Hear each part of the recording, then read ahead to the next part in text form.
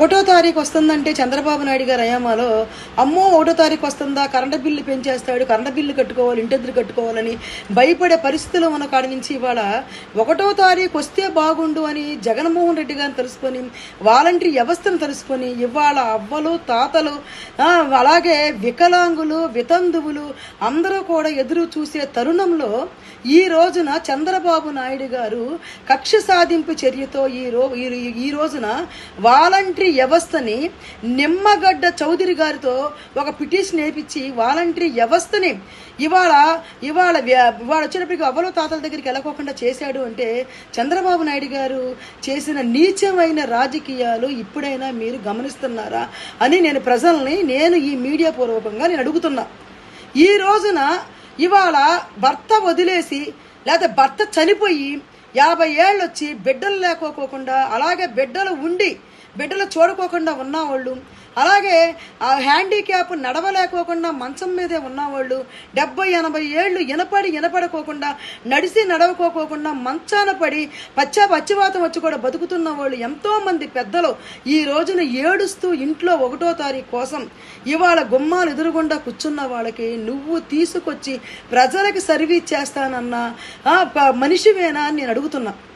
ఇవాళ నోటికాడ కూడు తీసేసే విధంగా ఇవాళ పెన్షన్దారులకి వాలంటరీ వ్యవస్థను ఆపేసేసి పెన్షన్ ఇవ్వకోకుండా చేశావంటే ఇంతకన్నా ఉసురు ఏమన్నా ఉంటుందా చంద్రబాబు నాయుడు అడుగుతున్నా.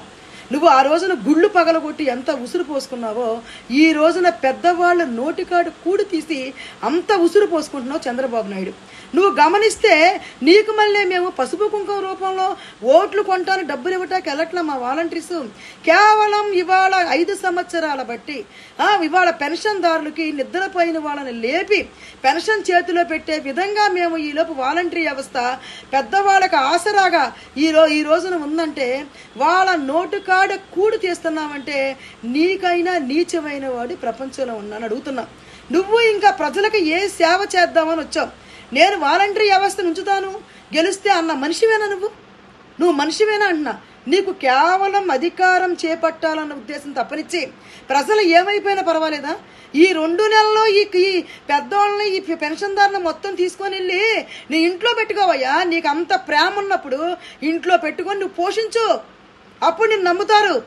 ఇవాళ ప్రభుత్వం జగన్మోహన్ రెడ్డి గారు గత 5 సంవత్సరాలు బట్టి ఇచ్చే పెన్షన్ని మా వాళ్ళని వెళ్ళకోకుండా చేసావంటే నువ్వు నిమ్మగడ్డ చౌదరి గారిని పక్కన పెట్టుకొని నీకు ఇష్టం వచ్చినట్టు నువ్వు చేస్తున్నావంటే చంద్రబాబు నాయుడు గారు తప్పకోకుండా మీకు ఇవాళ ఉన్న ప్రతి ఒక్కళ్ళ ప్రజల ఉసురు తగులుద్ది.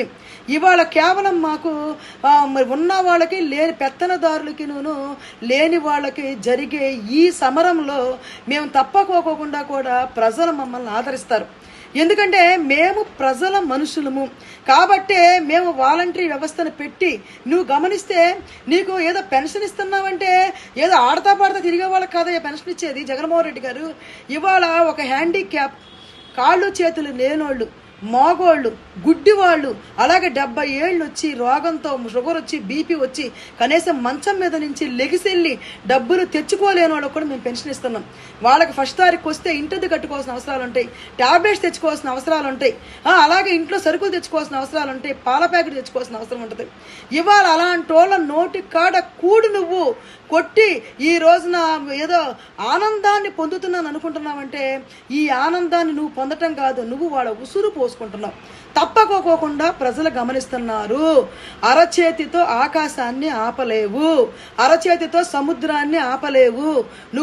ఇవాళ నువ్వు చేసే నీచమైన రాజకీయాలు నువ్వు వాలంటరీ వ్యవస్థను ఆపగలుగుతావు కానీ అదే వాలంటరీ వ్యవస్థ ఈ రోజున ఎన్ని సంవత్సరాలు ఇచ్చిన పెన్షన్ని కృతజ్ఞతగా ఈ రోజు పెన్షన్దారులందరూ కూడా కళ్ళు లేకపోయినా గుడ్డి వాళ్ళైనా నడవపోయినా కూడా తప్పకోకుండా బూతుల దగ్గరకు వచ్చి జగన్మోహన్ రెడ్డి గారిని నా బిడ్డగా లేకపోతే నా కొడుకుగా నా తమ్ముడుగా భావించి ప్రతి ఒక్కళ్ళు ఓటేస్తారని నేను తప్పకోకుండా బల్లగుద్ది చెప్తున్నాను.